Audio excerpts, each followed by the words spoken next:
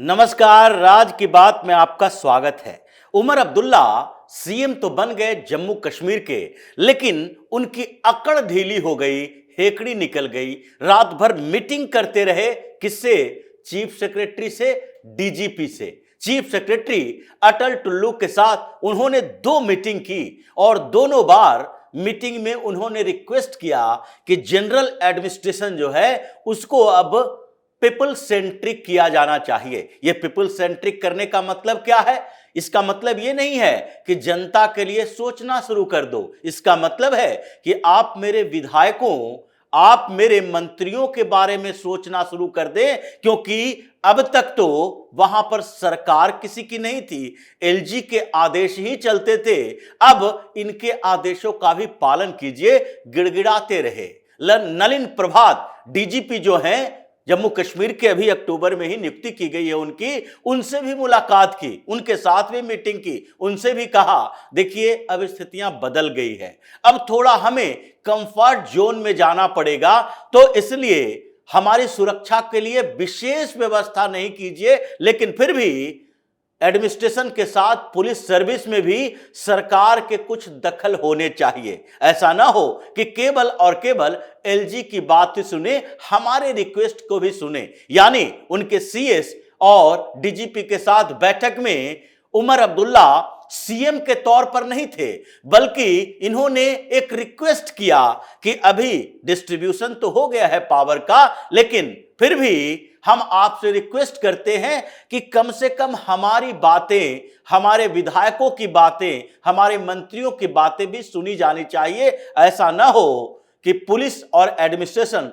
दोनों जगह पर ऐसी परेशानी हमारी पार्टी के अंदर पैदा हो जाए कि विधायक हमारे पास आए, काम उनका ना हो, और हमारे मंत्री परेशान रहें, लोग उनके पास शिकायत लेकर जाएं, उनका काम ना हो, और ऐसे में हमारी सरकार हिल जाएगी। इसलिए रिक्वेस्ट मोड पे रहे, रात भर मीटिंग चलती रही और उन मीटिंग में उमर अब्दुल्ला गिड़गिड़ाते रहे। उनको समझ में आ गया कि पिछली बार भी मुख्यमंत्री बने थे, और जब वो पिछली बार मुख्यमंत्री बने थे तो वहां पर राज्य था, वहां विशेष राज्य का दर्जा भी जम्मू कश्मीर को था, और उस समय जैसे इन लोगों ने अपने ताकत का, शक्ति का दुरुपयोग किया, इस बार नहीं कर सकते। इस बार यही वजह है कि ये पूरे सरेंडर मोड में है, और सरेंडर इस कदर कि मोदी शाह ने जिस तरह के तेवर दिखाए हैं, एलजी ने जिस तरह के तेवर दिखाए हैं, बैकफुट पर आना पड़ा उमर अब्दुल्ला को, और नेशनल कॉन्फ्रेंस की तरफ से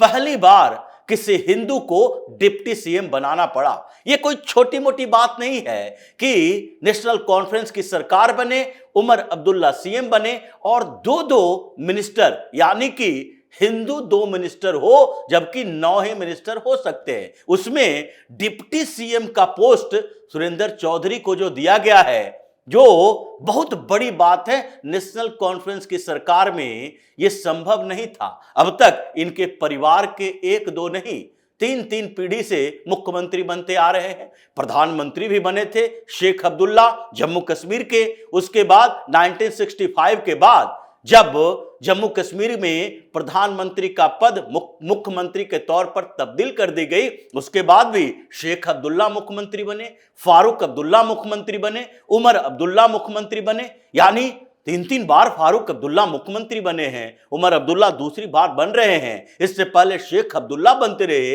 इन लोगों ने कभी तो ये नहीं सोचा कि जम्मू के रीजन से किसी हिंदू को हम अपनी पार्टी के तरफ से डिप्टी सीएम का पद दें। आज अचानक क्या हो गया?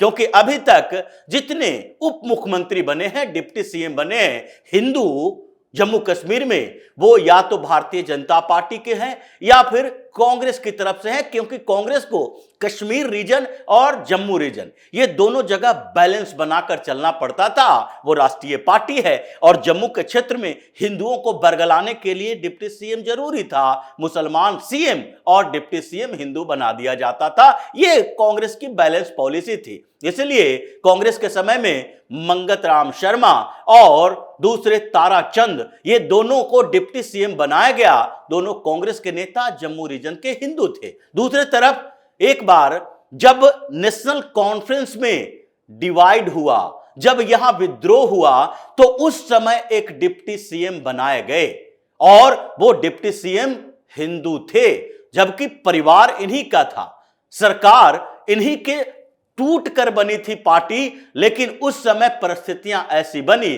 कि देवीदास ठाकुर को डिप्टी सीएम बनाना पड़ा। शेख अब्दुल्ला के दामाद हुआ करते थे गुलाम मोहम्मद शाह और फारूक अब्दुल्ला के बहनोई थे। जब 1983 में सरकार बनी फारूक अब्दुल्ला की, तो उस समय दोनों के बीच यानी साला बहनोई के बीच विवाद पैदा हो गया। फारूक अब्दुल्ला सीएम बने और दूसरी तरफ गुलाम मोहम्मद शाह चाहते थे कि हमें भी सीएम बनना है, क्योंकि वो एक तरफ शेख अब्दुल्ला का बेटा, एक तरफ शेख अब्दुल्ला का दामाद। इसी परिवार के इर्द गिर्द राजनीति उस समय चल रही थी। दूसरी तरफ कांग्रेस बैठी हुई थी, जो भी एक परिवारवादी पार्टी थी, और उन दोनों के बीच टकराव हुआ। फिर नेशनल कॉन्फ्रेंस को तोड़कर उन्होंने 12 विधायक अपने साथ रखे, उसी में देवीदास ठाकुर भी थे, और 26 विधायक उस समय कांग्रेस के थी, और उन दोनों ने मिलकर सरकार बनाई। गुलाम मोहम्मद शाह 1984 से 86 तक जम्मू कश्मीर के चीफ मिनिस्टर रहे और देवीदास ठाकुर को डिप्टी सीएम बनाया गया। जम्मू के रीजन को बैलेंस करना था, हिंदुओं को बैलेंस करना था, क्योंकि गठबंधन में कांग्रेस भी थी और कांग्रेस को तो यह शुरू से पॉलिसी रही, कश्मीर में जाओ मुसलमानों की बात करो, और जब जम्मू के रीजन में आओ तो हिंदुओं को बरगलाने की कोशिश करो और जम्मू कश्मीर के क्षेत्र पर कब्जा बनाए रखो। यह पॉलिसी थी। उसके बाद भारतीय जनता पार्टी और पीडीपी की सरकार बनी। निर्मल कुमार और कविंद्र गुप्ता ये दो अलग अलग समय में डिप्टी सीएम बने। लेकिन आज अचानक क्या हो गया, जब शेख अब्दुल्ला, फारूक अब्दुल्ला, उमर अब्दुल्ला की सरकारों में कभी जम्मू रीजन के किसी हिंदू को डिप्टी सीएम नहीं बनाया गया, तो आज क्या परिस्थितियां बदल गई। ये जो बार बार कहते हैं जम्मू की आवाज को भी हमें सुनना है, तो अब तक क्या अंधे बहरे थे जो उनकी आवाज को नहीं सुन रहे थे? पीढ़ी दर पीढ़ी तुम्हारा पूरा परिवार जम्मू कश्मीर पर शासन कर रहा है। उस समय भी शासन कर रहा था जब हिंदुओं को वहां से भगाया गया था। शेख अब्दुल्ला और उनके बेटे फारूक अब्दुल्ला, दोनों की सरकारें लगातार रही। कभी वो मुख्यमंत्री, शेख अब्दुल्ला के बाद फारूक अब्दुल्ला मुख्यमंत्री, 3-3 बार, 2-2 बार। फिर भी आपको ये नहीं लगा, आपके परिवार को ये नहीं लगा कि जम्मू के रीजन की आवाज सुननी चाहिए, हिंदुओं की आवाज सुननी चाहिए। आज परिस्थितियां कैसे बदल गई? परिस्थितियां बदली नहीं है, ये बदली हुई परिस्थितियों में डर है।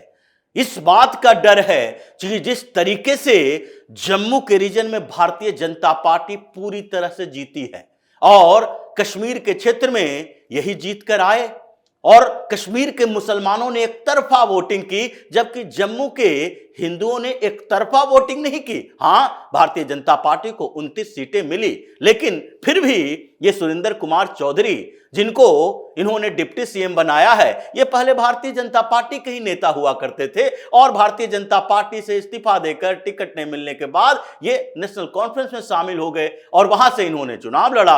अब इनको दो तरह से इस्तेमाल किया जा सकता है। ये पुराने भारतीय जनता पार्टी के नेता हैं और अभी जो अंकुश एलजी का, अंकुश अमित शाह का, अंकुश नरेंद्र मोदी का लगा हुआ है, इस नकेल से बचने के लिए इनको चाहिए, क्योंकि परसेप्शन तो ये बन चुका है, ये अवधारणा है कि जम्मू कश्मीर का चुनाव जिस तरीके से हुआ है उसमें ये साफ तौर पर देखा जा सकता है कि मुसलमान केवल मुसलमान को ही वोट करेगा या उसको वोट करेगा जो पूरी तरह से मुसलमान समर्थक पार्टी है। ये विकास के नाम पर वोट नहीं करेगा, ये डेवलपमेंट के नाम पर, ये बदलाव के नाम पर वोट नहीं करेगा। ये सिर्फ और सिर्फ इसका एक ही एजेंडा है, हमारे धर्मगत स्थितियों के लिए कौन जिम्मेदार है, कौन हमारी आवाज उठाता है, कौन हमारे समर्थन में उतरता है। और ये सिर्फ धर्म की राजनीति करते हैं। जो बार बार कहा जाता है ये हिंदू मुस्लिम करने की बात ये मुसलमानों ने की है, अपीजमेंट पॉलिटिक्स में की गई है। सबसे ज्यादा ध्रुवीकरण मुस्लिम ध्रुवीकरण है राजनीति में, लेकिन अब तक ये सवाल नहीं उठता। होता यही है, देखो इस चुनाव में हिंदू ध्रुवीकरण हो गया, इस चुनाव में भारतीय जनता पार्टी हिंदू पोलराइजेशन की राजनीति कर रही है, लेकिन आज तक कभी इन लोगों ने यह बात कही, किसी राजनीतिक विश्लेषण ने यह सवाल उठाया कि नहीं, देखिए किस तरह से मुस्लिम पोलराइजेशन पूरे हिंदुस्तान में होता है। पश्चिम बंगाल से लेकर केरल से लेकर जम्मू कश्मीर तक हर राज्य में मुस्लिम पोलराइज्ड हो जाता है किसी एक पार्टी विशेष के लिए।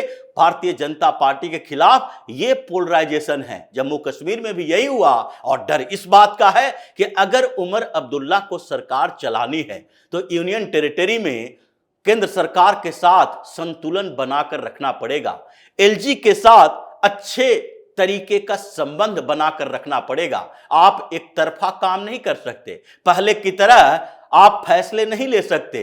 सिर्फ कश्मीर की घाटी के क्षेत्रों में मुसलमानों को खुश करने वाले फैसले नहीं ले सकते। फिर सिर्फ घाटी के क्षेत्रों में डेवलपमेंट नहीं कर सकते। आपके पास तो सरप्लस बजट भी नहीं है, नुकसान में चलता है। आपके पास रेवेन्यू के तरीके नहीं है। केंद्र सरकार ने इस बीच 2019 के बाद जो डेवलपमेंट किए हैं, रेवेन्यू थोड़ा सा बढ़ा है, अभी और इन्वेस्टमेंट होना बाकी है और उसमें आप अड़ंगा नहीं लगा सकते, इसलिए फैसला नहीं ले सकते। तो कम से कम बैलेंस बनाने की कोशिश करें। पूरे हिंदुस्तान में चर्चा हो रही है। इस बात की चर्चा जगदीप धनखड़ ने भी की, भारतीय जनता पार्टी के नेता कर रहे हैं और ये कह रहे हैं कि देखो जम्मू कश्मीर में घाटी के क्षेत्रों में कितना भी चुनाव करा लो, वहां के लोगों की मानसिकता यही है। वहीं की पार्टियां जो मुस्लिम समर्थक पार्टी है, पाक के एजेंडे पर चलने वाले, उन्हीं पार्टियों के बीच वो कहीं न कहीं जाकर रुकेंगे।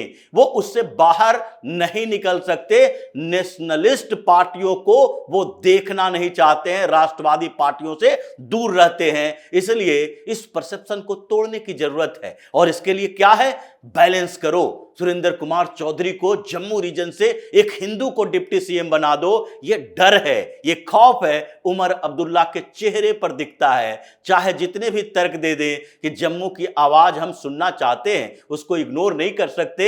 ये बात इग्नोर करने की नहीं है, ये बात खौफ की है, डर की है कि हम अगर मुख्यमंत्री बने रहना चाहते हैं तो हमें बैलेंस करके चलना पड़ेगा। सिर्फ मुस्लिम डोमिनेटेड पॉलिटिक्स कश्मीर में अब नहीं होगी और मुस्लिम डोमिनेटेड कैबिनेट भी नहीं चलेगा। चीफ मिनिस्टर आप हो, आप किसी न किसी हिंदुओं को भी उसमें जगह दो, नहीं तो ये आज तक अपने आसपास किसी हिंदू लीडर को बड़े पद पर, मंत्री के पद पर ये फटकने नहीं देने वाला व्यक्ति आज कैसे यू टर्न ले लिया। इसीलिए समस्या इनके अंदर अभी भी बरकरार है। अभी लंबे समय तक संघर्ष करना पड़ेगा।